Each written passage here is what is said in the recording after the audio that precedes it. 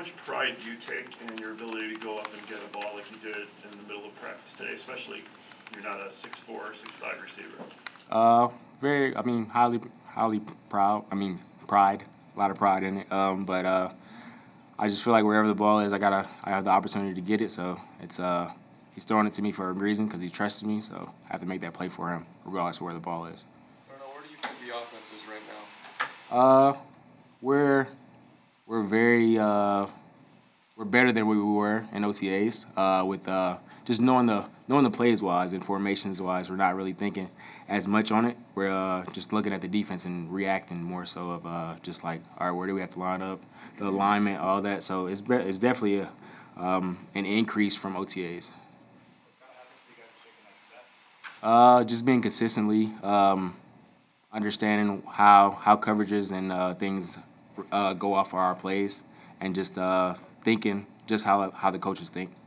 He was a little frustrated with the execution today and some of the ball starts. Like, is that what you expect at this point in camp, it being early, or are there things you think the offense can do to clean that up? You have mistakes the first couple of days, of any type of thing you start back on. But with false starts and things, those are things that we're going to have to be able to use as our advantage. So we have to hone into those things and either do some things after practice or do some things, in meetings to make sure everybody understands, like, on this word or whatever, this is the cadence. So everybody just has to hone in onto their job and just do their job. So, yeah. What have you seen in Equanimous that stands out to you since you've been with him in the spring? It's confidence. I don't know where he gets his confidence from. I haven't asked him about it, but you can just see the way he walks around and just how he holds himself. It's just like he's very confident in the way he runs routes and the way he goes in and out of the huddle and how he finishes. He's always telling guys and to finish on any type of thing, individuals, routes on air, and just understanding the value of finishing, because there's a lot of things into that that can come random times where you have to finish. You'll never know at any point of the play that you have to finish. So he definitely brings an increase of confidence into the huddle and within our receiver room. You're obviously the most established guy in the room here. What's your curiosity over the next 4, 5, 6 weeks in watching this thing kind of come together with so many open roles, open opportunities, and moving parts to everything?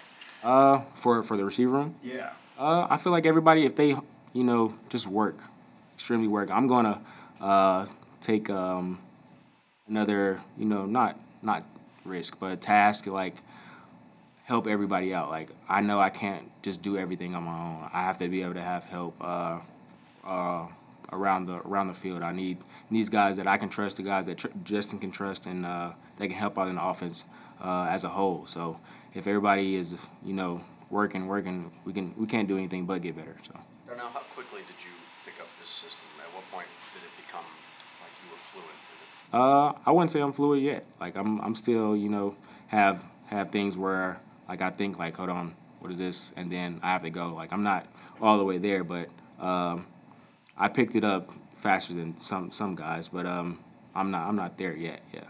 How valuable? How much has that been a part of your success in the NFL? Is being able to do that quickly and always be in the right spot and things like that? It's very valuable. It helps out, with the quarterback and the offensive coordinator or whoever's calling the plays, to understand that I will do the job regardless of how long I've been here or how long I've gotten the plays or whatever.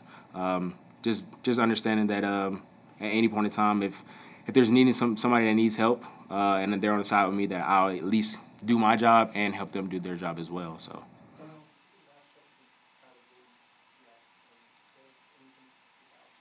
Not in training camp yet.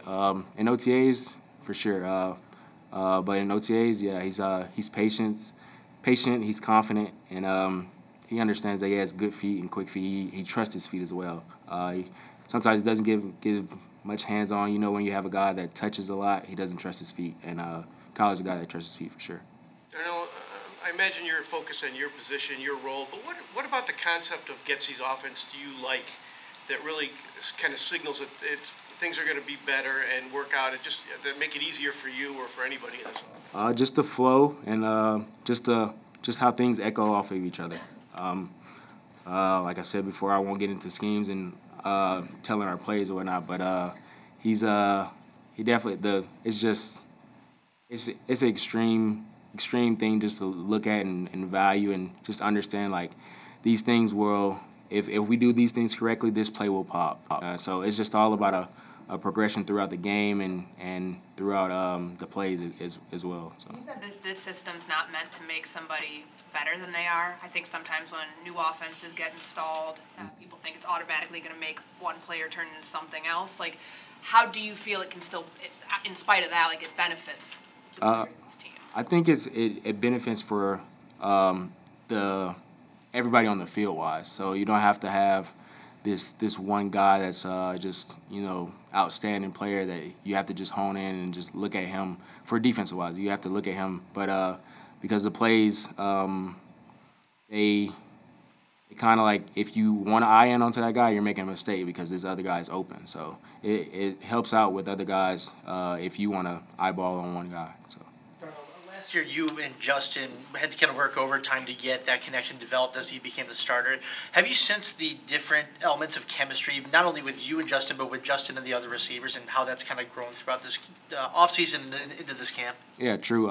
With him just being more vocal and just having the understanding that he is the guy and that this is his team. So he brings in that like we were just outside after practice just throwing routes and then everybody just seeing. Well, you have some guys that see him walking over and just seeing him walk over just to get more reps. You can't just like walk off the field. You have to see him like, okay, I gotta get some more reps in with him because the way he moves, everybody else has to go with him or we won't go anywhere. So Justin's a good guy, great player, great work ethic, and he can't do it all by himself. We gotta work with him, everybody. The spotlight's going to be on him. The spotlight's on any NFL quarterback. Yeah. Really going to be on him starting this year. What makes you think he's going to be able to kind of reach people's expectations? Because we'll have his back. We'll help him out for sure. He won't have to take it off for him. I know you're coming off a really good season last year. Talking about what you said with the scheme, what is your idea with that in mind of a good season coming up? I'm not thinking of any stats, any personal stats, any individual. I want to win. Biggest thing, I want to win. Winning will take care of everything, regardless of what Pro Bowl, all those individual accolades. Everything will help out itself with winning. So. The biggest thing with Justin stepping into the leadership as far as you can see from last year to this year? Yeah, for sure. Well, he led a little bit last year. It was just, you have Super Bowl quarterback and guys that's played well in the lead that you're trying to take advice from and that you have respect for those guys. So once they're not here anymore, so you take all those things in and you can just just mold them into your own way and have your own advice that you can give to others and lead in your own way. Instead of having the guys behind you like, hey, if you want to do this thing to get this guy to do something, do this. Instead of having that in your ear all the time, you can just do it your way. So it's natural to him now. It's not more so of him getting the ear and then giving the advice that he got from an ear. Two more guys. Darnell, how does your mindset different starting camp this year, coming in as kind of that number one receiver and the most experienced guy here? My mindset has always stayed the same. I just even from college, I've always wanted to be the hardest working guy and continuously to be great and do the best thing I can do with my ability. I've always wanted to train and be a player as if a walk-on was going to a college. I always wanted to work as like that. So my mindset has not changed. I still want to be great. Still want to be the best player, best receiver in the league, and I'll get that.